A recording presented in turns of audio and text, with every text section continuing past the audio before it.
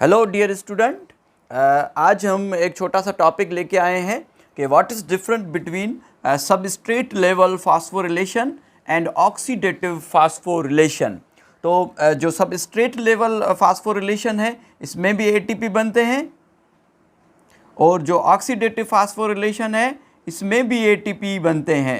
तो जो इसमें 10% एटीपी बनते हैं और जो बाकी 90% है इस ऑक्सीडेटिव फास्फोरिलेशन में 90% एटीपी बनते हैं और जो सबस्ट्रेट लेवल फास्फोरिलेशन है इसमें 10% एटीपी बनते हैं। इसमें थोड़ा सा डिफरेंस है, आप समझ लें कि जो direct break down of the substrate कौन सा, ग्लूकोज का। ग्लूकोज जब डायरेक्ट ब्रेक डाउन होगा और उसमें से एटीपी बनेंगे तो इसको सबस्ट्रेट लेवल फास्फोरिलेशन कहेंगे। जैसे कि ग्लाइकोलाइसिस में हमें 2 एटीपी मिले थे और जो क्रेब साइकिल या सिट्रिक एसिड साइकिल इसमें भी हमें 2 एटीपी मिले थे।